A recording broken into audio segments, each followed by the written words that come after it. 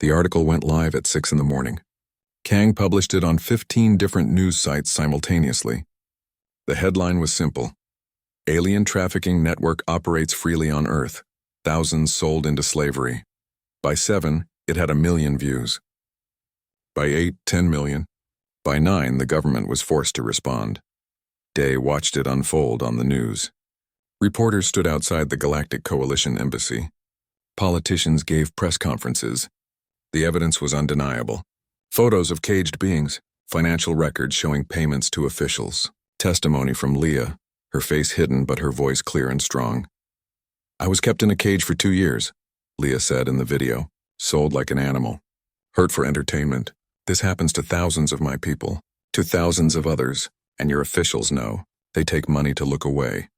The reaction was immediate and explosive. Humans were furious. Protests started that afternoon. Hundreds of people gathered outside the coalition embassy, then thousands. Signs read, "No slavery on Earth and protect all sentience and human rights are universal rights." The coalition released a statement. These are isolated incidents.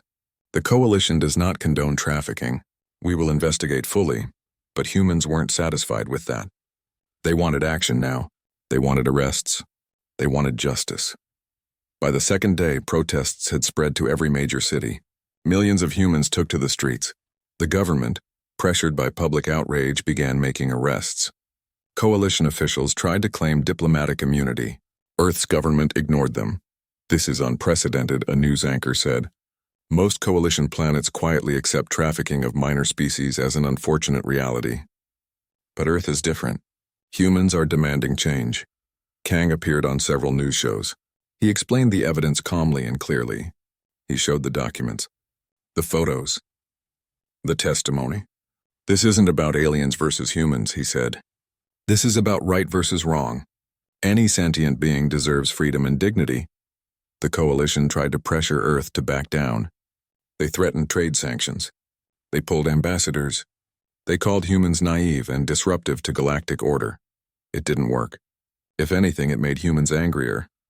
They're telling us to accept slavery, a politician shouted during a speech. They're telling us that some beings matter less than others. Well, I say no. Not on Earth. Not while I'm alive. The crowd roared approval. In the safe house, Day's group watched everything unfold. They'd expected backlash from the network. They'd expected threats. What they got was much worse. Sumi didn't come to their meeting one evening. They tried calling her. No answer. Minho went to her apartment. It was empty. Signs of a struggle. A message arrived on Kang's phone. A video. Sumi was tied to a chair in a dark room. She looked scared but defiant. A voice spoke, distorted and mechanical. You have something that belongs to us. The Varen girl. Return her within 48 hours or your friend dies. Come alone. Tell no one. Any police involvement and she dies. The video ended with a location. An abandoned warehouse near the spaceport. It's a trap, Minho said immediately. They want Leah. They want to silence her. We can't give them Leah, Yuna said. She's the key witness. Without her, I will go, Leah interrupted. Her voice was calm, but her hands shook. I will trade myself for Sumi. No, Day said firmly. We're not trading you for anyone. Sumi is a good person. She helped me. She doesn't deserve to die because of me. This isn't because of you. It's because of them. Day pointed at the screen. They're murderers and slavers. This is what they do. Then what do we do? Hyun asked. We can't just let Sumi die. Silence fell over the group. Then Minho spoke. We go in. But not how they expect. This is a trap for one person. We bring an army. An army? Kang raised an eyebrow. Us. The people who've joined our cause. Minho pulled up a map on his tablet. We scout the location. Find all the entry points. We coordinate with sympathetic police contacts. We go in hard and fast, rescue Sumi and take down whoever's there. That's risky, Yuna said. Everything we've done is risky. Minho looked around the room. But we can do this. We're not helpless civilians anymore. We've trained. We've prepared. And we have something they don't expect. What's that? Day asked. Minho smiled. We have humans who give a damn. They spent the night planning. Tae, who worked at the spaceport, got them layouts of the warehouse. Yuna hacked security cameras to scout the location. Minho contacted his police allies, good officers who wanted to help but couldn't act officially. Leah insisted on being part of the rescue. I can sense people. I can tell you where they are, how many, what they're feeling. I can help. They didn't like it, but he understood. Leah needed this. She needed to save someone the way he'd saved her. You stay with me, he told her. Always. No running off alone. I promise. The next evening, they gathered their forces. 23 people from their group. 15 sympathetic police officers in plain clothes. 38 people total against an unknown number of enemies. They approached the warehouse from multiple directions. Day and Leah went through the main entrance. It was dark inside, empty. Too empty. Leah touched the ground. They are here. Many of them, hiding, waiting. How many? 10, maybe 12. Spread out, she pointed. Sumi is in back. She is alive. Scared but alive, Day spoke into his radio. Targets confirmed. 12 hostiles. Proceed with caution. They moved deeper into the warehouse. The others came in from different entrances surrounding the building. Leah guided them, sensing emotions through the walls. Then the lights came on. Blinding and sudden.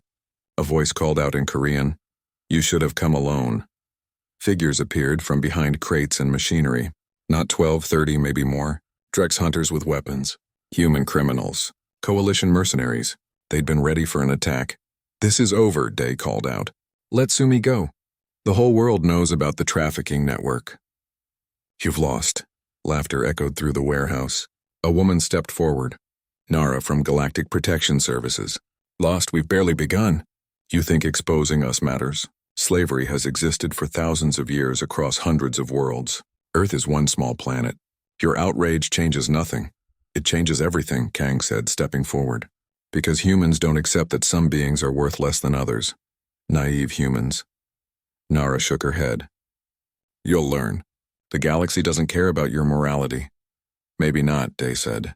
"But we care, and that's enough." The fight started fast. Weapons fired. People dove for cover. Day pulled Leah behind a metal crate. Bullets rang off metal. Energy weapons hummed and crackled. Leah closed her eyes. Sumi is to the right. Behind the blue container. 2 guards, Day signaled to Minho. They moved together, covering each other. The warehouse became a battlefield. But Day's group had surprise on their side. They knew the layout. They'd planned entry points and escape routes. More importantly, they had purpose. They were fighting to save someone. The traffickers were fighting for money. Day reached Sumi. She was tied but conscious. He cut her free while Minho kept the guards pinned down. "Can you walk?" "Yes," Sumi gasped. "Get me out of here," they started back. But Nara appeared, blocking their path. She held a weapon pointed at Leah. "The Varen comes with me. That's not negotiable." Leah stepped forward before Day could stop her. She walked toward Nara calmly. "You were like me once, weren't you? A slave who bought her freedom by serving them." Nara's expression flickered. "I survived. That's what matters. You became them." Leah stopped just out of reach. "You hurt others to save yourself. Do you feel free now?" "Shut up." Nara's hand trembled slightly on her weapon. "I feel you," Leah said softly. "Your guilt, your self-hatred, your fear that you are a monster." She extended her hand. "You can choose different. You can help us end this." For a moment, Nara hesitated. Then she lowered her weapon. "I don't know how." "Start by letting us go," Leah said. Nara stepped aside. "There's a back exit." "Take it." Quickly, they ran. Behind them, the sounds of fighting continued. But they were out, safe, alive. Police sirens filled the air. Real police this time, not bought ones. They surrounded the warehouse. The traffickers had nowhere to run. Over the next few days, arrests happened across Earth. The network was broken, at least its Earth operations. Hundreds of beings were freed from hidden locations. Cages in basements. Cells in warehouses. Private collections. Each freed person had a story. Each one had suffered. But now they were free. And humans helped them. Offered them shelter. Medical care. Support. The Galactic Coalition was forced to respond. Other species, inspired by Earth's stand, began demanding action against trafficking. The Varen government issued a formal thanks to Earth. Other minor species did the same. "This isn't over," Kang told the group at their final meeting. "The network is bigger than just Earth. This fight will continue." "Then we continue," Day said simply. Leah smiled. For the first time since her rescue, it was a real smile, full and genuine. "We saved many people. But there are more." including my brother. We'll find him, Day promised. Whatever it takes. Leah took his hand. Through the touch, she shared her hope, her gratitude, her determination.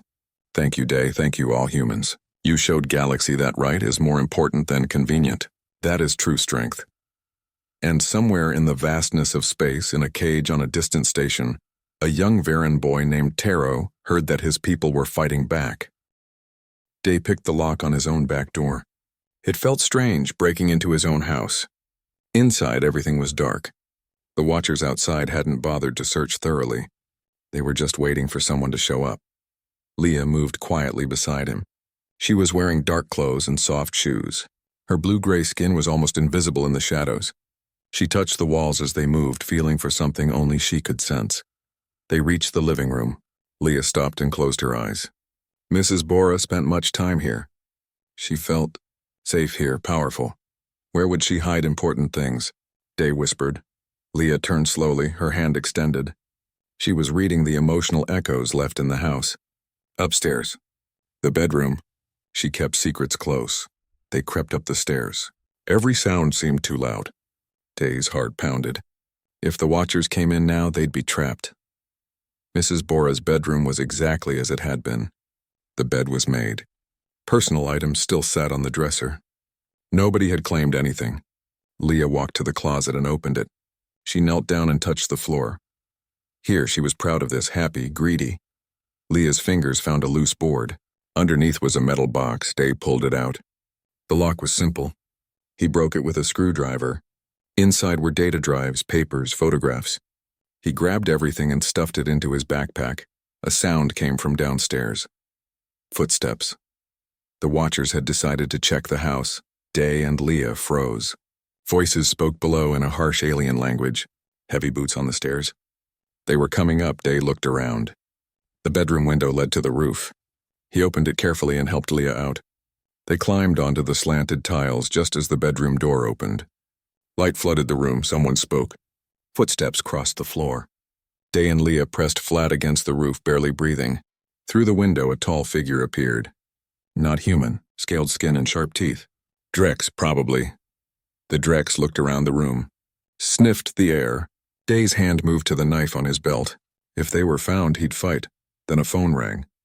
The Drex answered it, speaking rapidly. After a moment, it left the room. The footsteps went back downstairs. The front door slammed. Day waited 5 minutes, then 10. Finally, he risked looking through the window. The room was empty. He and Leah climbed back inside and hurried downstairs. The house was empty again. The watchers had left. That was close, Day breathed. Leah nodded. Her hands shook slightly. But she was smiling. We did it. They met the others at a safe house Kang had arranged. It was a small apartment in a busy part of the city. Easy to blend in, hard to watch. Yuna immediately took the data drives and plugged them into her computer. Her fingers flew over the keyboard. These are encrypted, but not very well. Give me a few hours. Minho examined the papers. Shipping manifests. Purchase receipts. Financial transfers. He looked up, his eyes wide. This is everything. This is the whole network. Kang photographed every page. Mrs. Bora kept detailed records. She documented every being she bought, every person she sold to, every payment she received. He shook his head. She was proud of it. She thought she was untouchable. What species did she buy? Sumi asked quietly. Leah looked at the papers.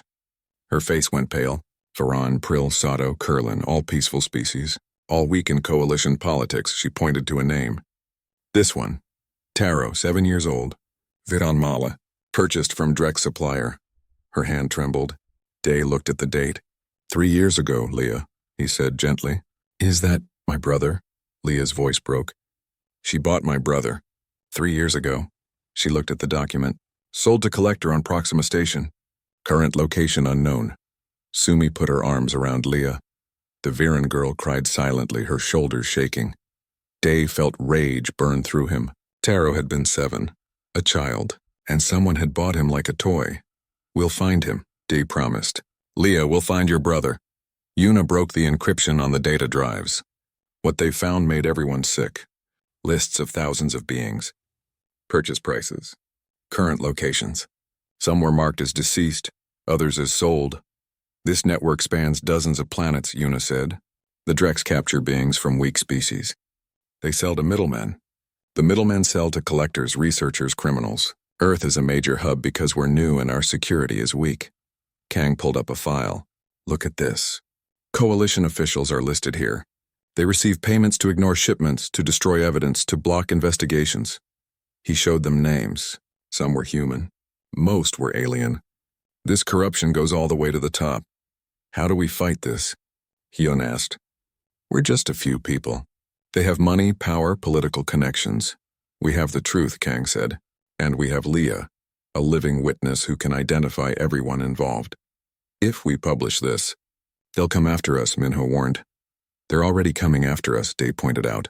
Over the next week, other people joined them. Word spread quietly through certain circles. People who had lost someone.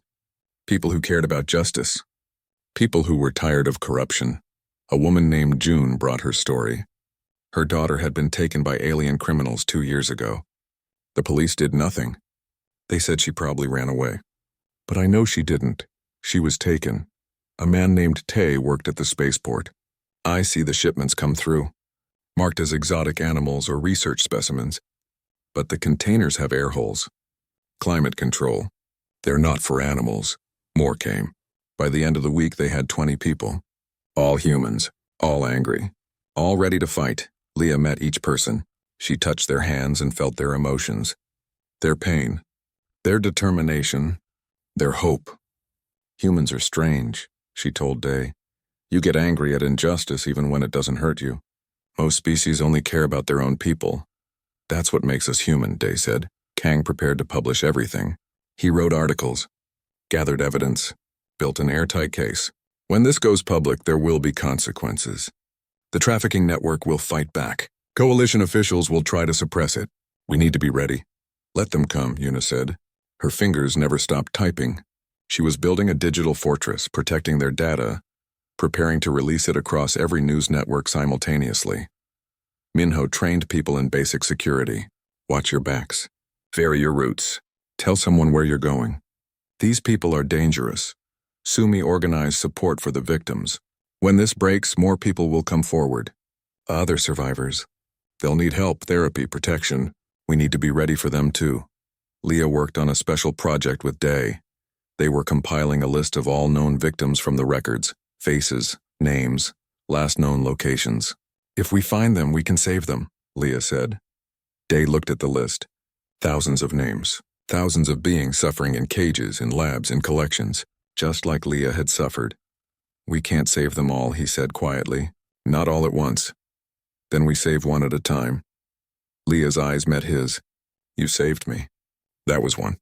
We save next one, then next. Until all are free. Her simple faith moved him. You're right. We start with what we can do. That night, Leah couldn't sleep. Day found her sitting by the window, looking at the stars. Are you okay? I think about Taro, she said. He is out there somewhere, scared, alone, like I was. She wiped her eyes. I want to find him. But I also want to help others.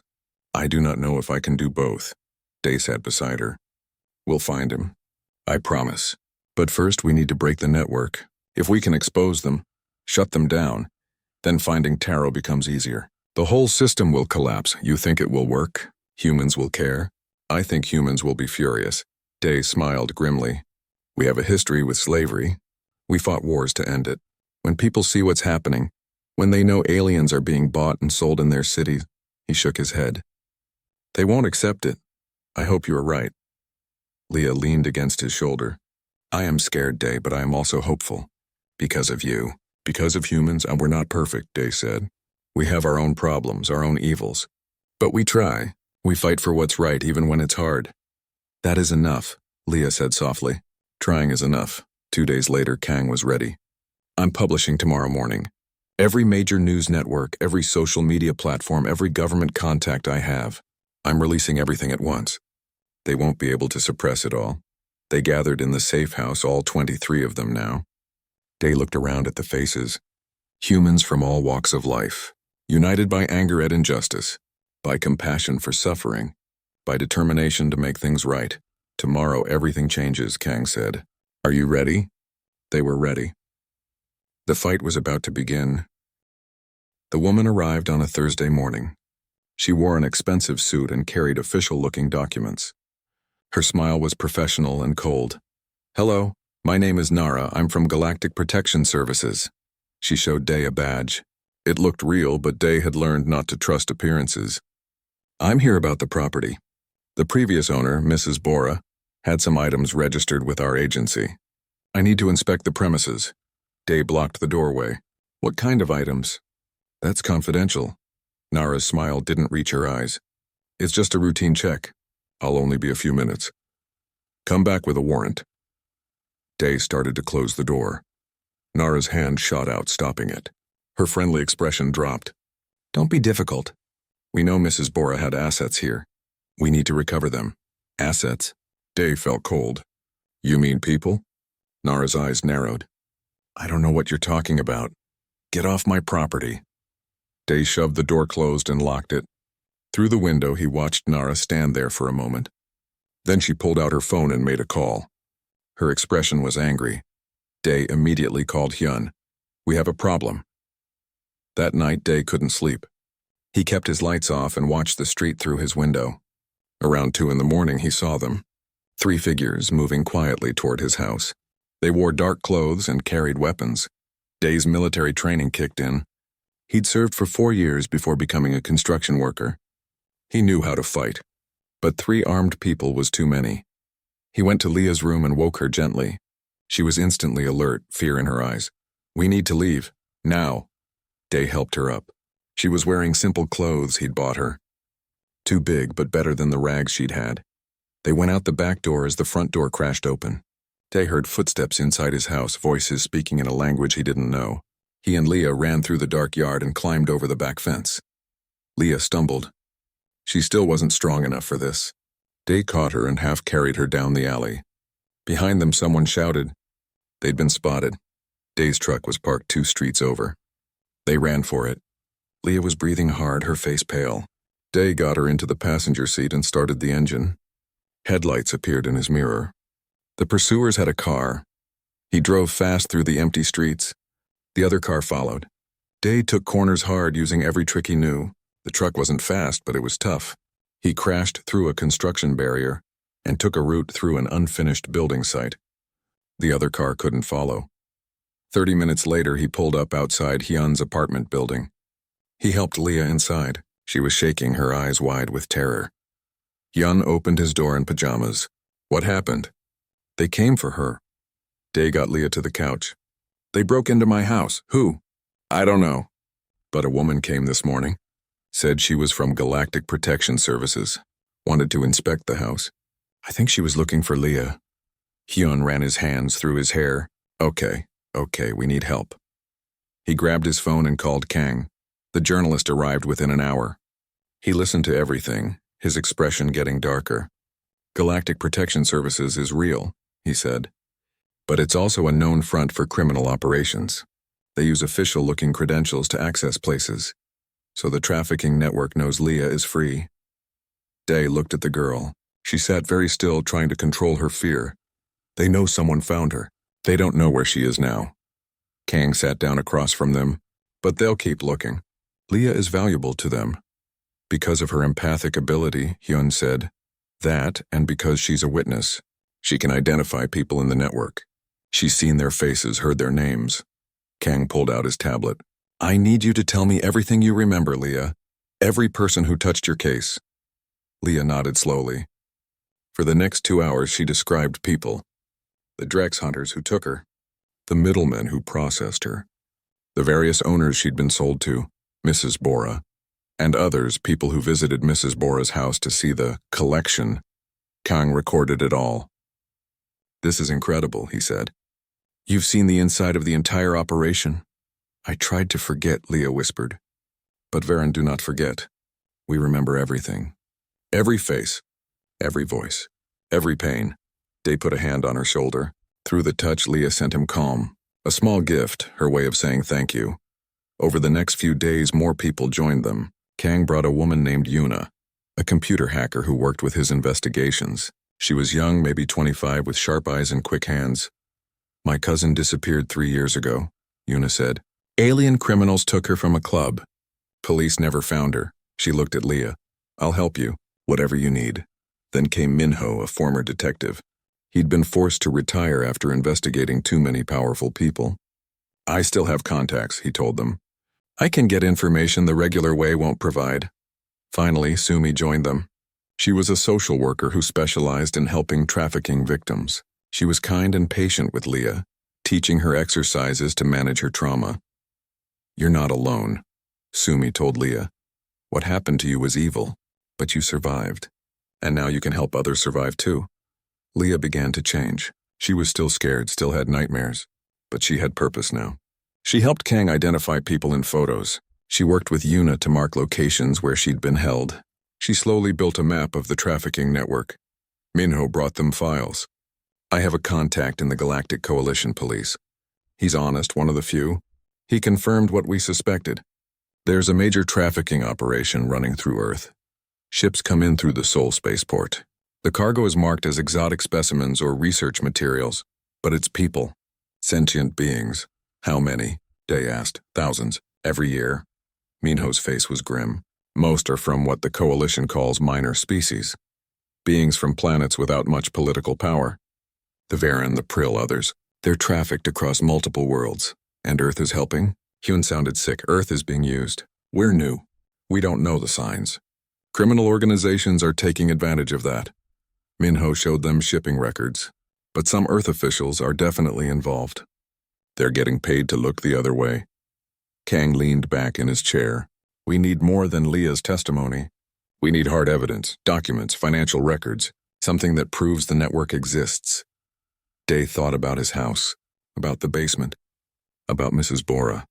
Mrs. Bora kept Leah for 2 years. She had other assets before. She must have kept records. Your house is being watched now, Minho said. I checked. There are people monitoring it. What if we could get in anyway? Day looked at them. I know that house. I know ways in they wouldn't expect. Too dangerous, Hyun protested. But Leah stood up. I can help. I remember Mrs. Bora, how she thought, where she kept important things. She touched her temple. I felt her. Her greed, her pride. She kept records because she was proud of her collection. You can sense where she would have hidden them? Kang asked. Maybe, if I go there. If I touch her things. Leah looked at Day. I want to go. I want to find proof. It's too risky, Day said. I was in cage for 2 years. Risk does not scare me anymore. Leah's eyes were fierce. Other people are still in cages. Still suffering. We must help them. Day saw his sister Hana in Leah's determination. Hana had wanted to fight too after they'd rescued her. But the trauma was too much. She'd broken under the weight of it, but Leah wasn't broken. She was bending, yes. Damaged, yes, but not broken. Okay, Day said. We go tonight, but we do this smart. In and out, fast. We get the records and we leave. Minho nodded. I'll watch the watchers. Give you warning if they move. Yuna cracked her knuckles. I'll jam their communications. They won't be able to call for backup. Sumi looked worried but said nothing. She just hugged Leah tightly. That night, Day and Leah approached his house from the back. It was dark and quiet. Minho had reported 2 watchers in a car out front. They seemed bored and confident. They had no idea what was coming. The house smelled like old wood and dust. Day pushed open the front door and looked around the empty rooms. Paint peeled from the walls. Broken furniture sat in corners. But the price was right and he needed a place to call home. You sure about this? His friend Hyun asked, stepping inside carefully. This place looks ready to fall down. Day smiled. I work in construction, remember? I can fix it. He walked through the rooms, testing the floors with his feet. Most were solid enough. The basement would need the most work. The real estate agent had been nervous when she sold him the house. She kept saying the previous owner, Mrs. Bora, had died 6 months ago. No family claimed the property. The neighbors didn't want to buy it. Day didn't ask why. He needed a home, and this was all he could afford. That first night, Day slept on the floor upstairs with just a sleeping bag. The house made strange sounds. Old houses always did. But around midnight, he heard something different. A soft scraping noise from below. Probably rats, he thought. He would deal with them tomorrow. The next morning, Day started in the basement. He wore old clothes and heavy boots. The basement was dark and cold. One small window let in weak sunlight. The wooden floor was rotting in several places. He would need to tear it all up and start fresh. He grabbed his crowbar and started pulling up boards. The wood came away easily, too soft from water damage. Underneath was dirt and concrete. Normal basement stuff. He worked for an hour, sweating despite the cold. Then his crowbar hit something metal. Day stopped. He pulled up more boards carefully. The metal was part of a large panel built into the floor. It had hinges on one side and a heavy lock on the other. A hidden door. His heart beat faster. Maybe Mrs. Bora had hidden money down here. Maybe valuable things. He worked faster now, clearing away all the boards above the metal panel. It was big, maybe 2 meters by 2 meters. The lock was old but strong. Day went to his truck and got his bolt cutters. It took 3 tries, but the lock finally broke. He pulled open the metal door. Cold air rushed up from below. And a smell. Not quite rotten, but wrong. Day pulled out his phone and turned on the flashlight. He pointed it down into the darkness. There was a cage. Metal bars thick and solid. And inside the cage, something moved. Day almost dropped his phone. His hands shook as he pointed the light at the cage again. Inside was a girl. At least she looked like a girl. But her skin was pale blue, almost gray in the dim light. She was curled up in the corner, her arms covering her face. "Oh my God," Day whispered. The girl flinched at his voice. She pressed herself harder into the corner, making herself as small as possible. Day's mind raced. This wasn't human. This was an alien. 5 years ago, Earth had made contact with the Galactic Coalition. Aliens visited Earth now. They had embassies, businesses, trade agreements. But this was wrong. This was a person locked in a cage like an animal. "Hey," Day said softly. "Hey, I'm not going to hurt you." The girl didn't move. Day climbed down into the hidden room. It was small, just big enough for the cage. The ceiling was low. The cage took up most of the space. As he got closer, his light showed him more details. She was thin. Too thin. Her ribs showed through her skin. Her hair was white and dirty, cut short and uneven. But worst were the scars. Burns on her arms. Cuts on her legs. Strange marks on her shoulders that looked like brands. Rage burned in Day's chest. Someone had done this. Someone had hurt this girl and locked her away. "I'm going to get you out," he said. He didn't know if she understood Korean, but he kept his voice gentle and calm. He went back upstairs and got his tools. The cage door had a lock too, but it was simpler. He broke it quickly. The girl watched him with wide, dark eyes. They were too large for her face, completely black with no white showing. She was definitely not human. Day opened the cage door slowly. "It's okay," he said. "You're safe now." The girl didn't come out. She just stared at him, trembling. Day thought about his sister. Hana had been taken when she was 16. Human traffickers had grabbed her outside school. The police found her 3 months later, but she was never the same. The fear never left her eyes. She killed herself 2 years later. He knew that look. This girl had the same fear Hana had. "I understand," Day said quietly. "I won't touch you, but you need food, medicine, help." He backed away from the cage. "I'm going upstairs. When you're ready, you can come up. The door is open." He climbed out of the hidden room and went to the kitchen. His hands shook as he made rice porridge. Simple food.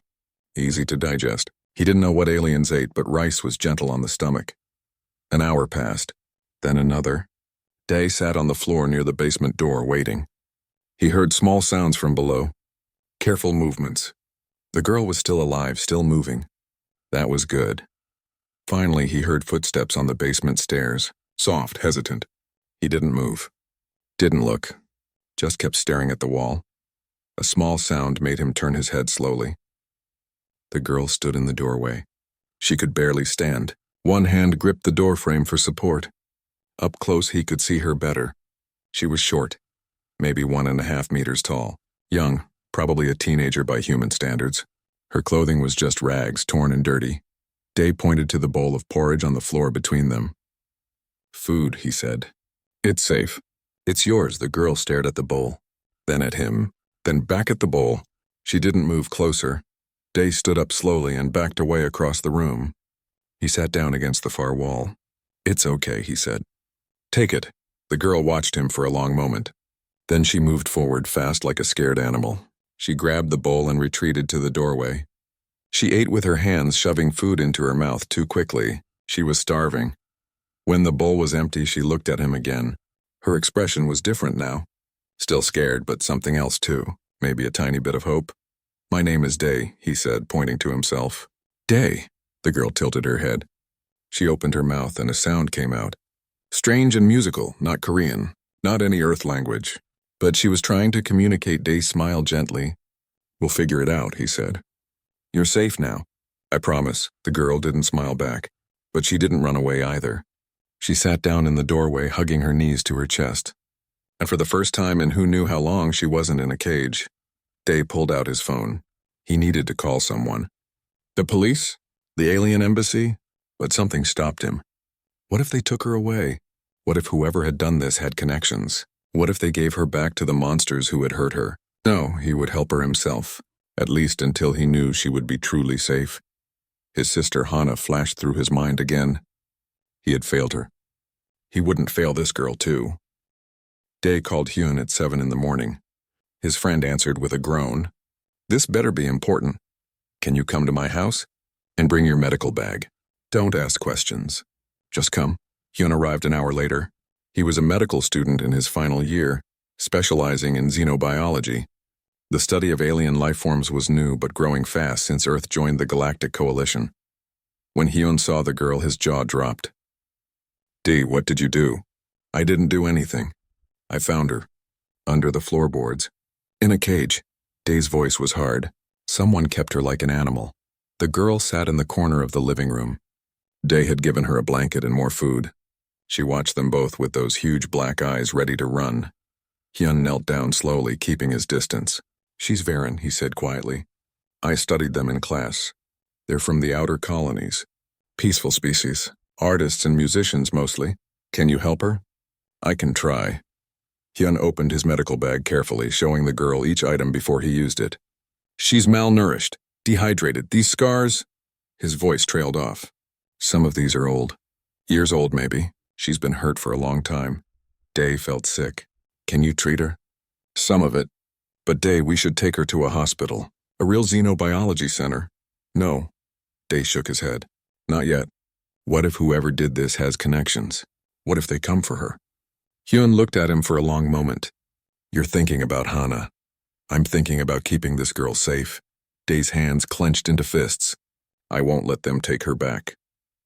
Over the next week, Hyun visited every day. He brought medicine, proper food supplements for Varen biology, and a translation device. The device was simple, meant for tourists. But it helped. The girl's name was Leah. At least that was as close as the translator could get to the musical sounds she made. She was 18 years old by Earth counting. She had been in that cage for 2 years. 2 years. Day could barely imagine it. Leah learned Korean words quickly. She was smart, Hyun said. The Varen had excellent memory and language skills. Within a week, she could speak simple sentences. "Leah," Day said one evening. "Who put you there?" Leah's hands trembled. She pointed down at the floor. "Old woman, Mrs. Bora." Her pronunciation was careful and slow. "She buy me. From bad people." "Who are the bad people?" Leah closed her eyes. "Drex, they are hunters. They take people. Sell people." She touched her shoulder where one of the brand marks was. "They mark me. Like animal." Day wanted to break something. "How did they catch you?" "My family. We were traveling. Colony ship. Going to new home." Leah's voice was soft and sad. "Drex attacked ship. They killed many, took some. I was young, small, easy to take. Your family?" "Dead. Maybe. I don't know." A tear rolled down her blue-gray cheek. "I have brother Taro. He was 7. I don't know if he alive." Hyun wrote everything down. "Day, this is bigger than one girl. If the Drex are trafficking people..." "I know." Day sat down next to Leah, careful to keep space between them. "Leah, did Mrs. Bora have other people?" "Other aliens like you?" Leah nodded. "She collect us like toys. Like things to own." She looked at her hands. "I could feel them. The others. Their pain. Their fear. Feel them." Hyun leaned forward. "Leah, are you empathic?" Leah looked confused. Hyun explained the word. Understanding crossed her face. "Yes, Varen can feel emotions. When we touch, when we close." She demonstrated, reaching toward Day but not touching. I feel you. You are angry, sad, guilty, you hurt before. You lost someone. Day pulled back slightly, surprised. That's a powerful ability. It made me valuable. Leah's voice was bitter. Bad people use me. Make me touch others. See if they lie. See if they betray. I was a tool. Where are the others now? Day asked. The ones Mrs. Bora had? She sold them. Before she died. Only kept me. Leah pulled the blanket tighter around herself. I was last. Hyun and Day exchanged looks. We need to tell someone, Hyun said. Who? Day challenged. The police? What if they're paid off? The Galactic Coalition? What if they don't care? Not everyone is corrupt. Enough are. Day stood up and paced. Leah's been trafficked for years. Through multiple hands. Across space. You think that happens without people looking the other way? Hyun was quiet. Then he said, I know someone, Kang. He's a journalist. He investigates corruption, government cover-ups. He's honest. Can we trust him? I trust him. Hyun pulled out his phone. Let me call him. Kang arrived the next day. He was older, maybe 40, with gray in his hair and tired eyes. He looked at Leah and his expression went hard. Tell me everything, he said. They did. Leah spoke slowly, describing her capture, the different hands she passed through, the things she was forced to do. Kang recorded it all. He took pictures of her scars with her permission. He took pictures of the cage still in the basement. This is worse than I thought, Kang said finally. I've been investigating alien trafficking for 2 years, but I've never had a survivor willing to talk. They're too scared. Scared of what? Day asked. The network. It's huge. Reaches across multiple planets. Kang showed them files on his tablet. The Dreks are the hunters. But they sell to middlemen. Those middlemen sell to collectors, criminals, anyone with money. Some coalition officials are involved. They get paid to ignore it. And Earth is part of this? Hyun looked sick. Earth is becoming a major hub. We're new to galactic politics.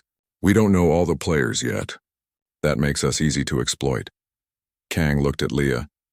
Most trafficking victims are from species the coalition considers lesser. Species without military power or political influence. The Varan, the Prill, the Sado. Peaceful people who can't fight back. That's disgusting, Day said. That's politics. Kang closed his tablet. But here's the thing. Humans don't know about this yet. If we tell them, if we show them what's happening in their cities. He smiled grimly. Humans have a history of not tolerating slavery. Any kind of slavery? Leah looked up. You would fight? For people not human. Kang met her eyes. We would fight because it's right.